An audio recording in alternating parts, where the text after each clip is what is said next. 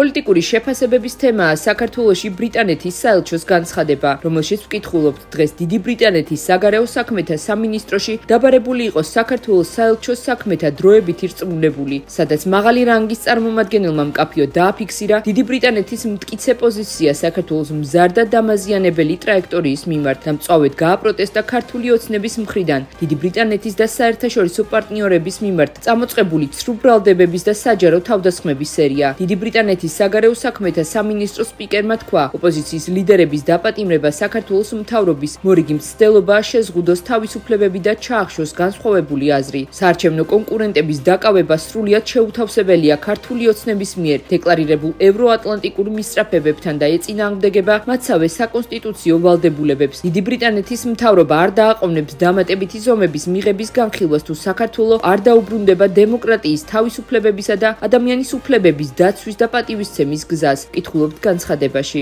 ბრიტანეთი არის ერთ-ერთი გამორჩეული ევროპული ქვეყანა, სადაც კანონი ნებისმიერ შემთხვევაში აღსრულდება, რა პოლიტიკური შეფასებაც არ უნდა მიეცეს ამას გარედან და ფაქტია, რომ მათ ძალიან კარგად იციან, რომ კანონი დაირღვა უხეშად და ირღვევა სისტემურად და ეს სისტემურობა კიდევ მნიშვნელოვანწილად ასახულია იმ გეგმაში, რასაც რევოლუციური გეგმა ჰქვია, ასე რომ სახელმწიფო თუ კანონს ასრულებს, საქართველო იქნება თუ ნებისმიერი სხვა, სწორედ ამ კუთხით უნდა გაანალიზდეს. თუ კი ამ კუთხით ანალიზდება, რასაკვირველია, ამ შემთხვევაში კვლავ საქმე გვაქვს გარკვეულ პოლიტიკურ მიკერძოებასთან, ან პოლიტიკურ მიზანთან, რომელიც სამწუხაროდ მათ შორის ბრიტანეთის გარკვეულ მმართველობის სტრუქტურასაც გააჩნია.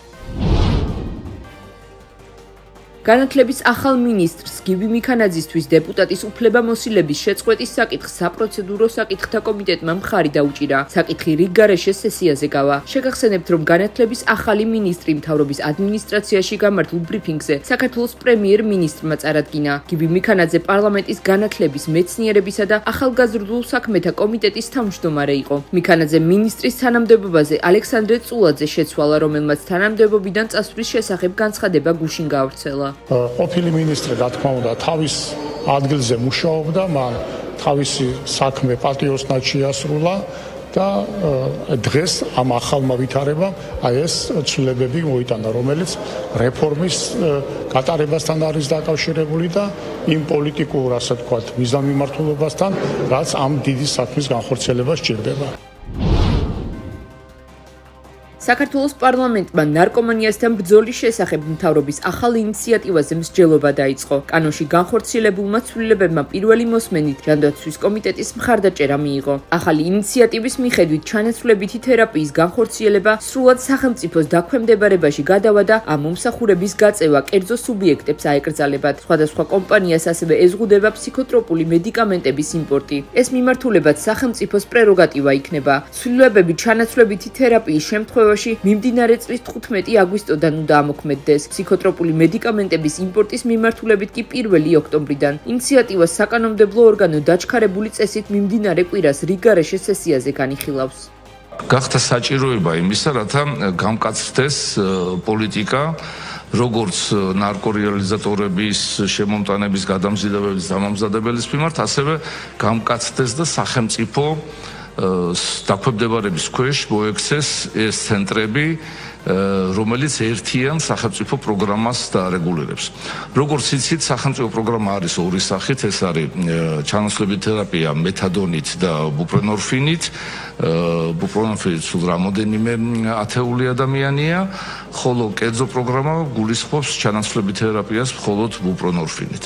ყველა ეს პროგრამა მოექცევა სახელმწიფო ზედამხედველობის ქვეშ. ფინანსური სარგებელი იქნება იმ კერძო პროგრამებში ყოფ ადამიანებს, იმიტომ რომ დაახლოებით მათ 1000 ლარამდე საშუალოდ სხვადასხვა დოზის მიხედვით უწევდათ თვიური თანხის გადახდა, რათა შეეძინათ ეს ნარკოტიკული საშუალება და მათი დამოკიდებულება ამით შეემსუბუქებიათ. მეორე, დადგინდება იმ კერძო კლინიკების მომსახურეთა პაციენტების ზუსტი რაოდენობა, საჭიროება და ასე შემდეგ. ამერიკის შეერთებული შტატების პრეზიდენტმა დონალდ ტრამპმა სირიას 2004 წლის შემდეგ დაწესებული ყველა სანქცია მოუხსნა. გადაწყვეტილება ძალაში დღეიდან შევიდა. შეგახსენებთ, რომ დამასკოს ვაშინგტონი ტერორისტული დაჯგუფებების მხარდაჭერაში, მოქალაქეების დევნაში, რეპრესიებსა და ქიმიური იარაღის განვითარებაში ადანაშაულებდა. სიტუაცია განსაკუთრებით ბაშარ ალ-ასადის მმართველობის პერიოდში გართულდა. დანია დღეიდან ევროკავშირის საბჭოს თავმჯდომარე ქვეყანა გახდა. როგორც ევროკავშირის საბჭოს თავმჯდომარის ვებგვერდზეა აღნიშნული, დანიის ხელმძღვანელობის დროს ორი საკითხი იქნება პრიორიტეტული: უსაფრთხოება და კონკურენტუნარიანობა. უსაფრთხოება გულისხმობს ევროკავშირის მიგრაციის ეფექტურ კონტროლს და უკრაინის მხარდაჭერას, ხოლო კონკურენტუნარიანობა მწვანე ენერგიაზე მეტი აქცენტის გაკეთებას, აღნიშნულია ინფორმაციაში. აღსანიშნავია, რომ დანიამ ევროკავშირის საბჭოს თავმჯდომარეობა პოლონეთისგან გადაიბარა. დანიის თავმჯდომარეობა წლის ბოლომდე გაგრძელდება. ევროპაში სიცხის ტალღა გრძელდება. საფრანგეთი, ესპანეთი, იტალია, პორტუგალია და გერმანია სიცხის გამო საფრთხის ქვეშ იმყოფება. ინფორმაციას BBC ავრცელებს. გამოცემის ცნობით, საფრანგეთში 16 დეპარტამენტში, მათ შორის პარიზში, სადაც ეიფელის კოშკის ზედა ნაწილი დაკეტილია წითელი განგაში, უკიდურესი სიცხის შესახებ საფრთხის ყველაზე მაღალი დონეა გამოცხადებული. იტალიაში მაღალი ტემპერატურის გამო 2 ადამიანი დაიღუპა, ხოლო დასავლეთ თურქეთში ხანძრების გამო 50,000 ადამიანია ევაკუირებული. პორტუგალიის და ესპანეთის ნაწილებში მიმდინარე კვირაში ტემპერატურამ 46 გრადუსს მიაღწია, რაც დღემდე აღნიშნულ ქვეყნებში ივნისის თვეში დაფიქსირებული ყველაზე მაღალი მაჩვენებელია. ივნისის ყველაზე მაღალი ტემპერატურა 46 გრადუსი დაფიქსირდა. სინოპტიკოსების პროგნოზით სამხრეთ-აღმოსავლეთ ინგლისში ტემპერატურამ დღეს შესაძლოა 35 გრადუსს მიაღწიოს.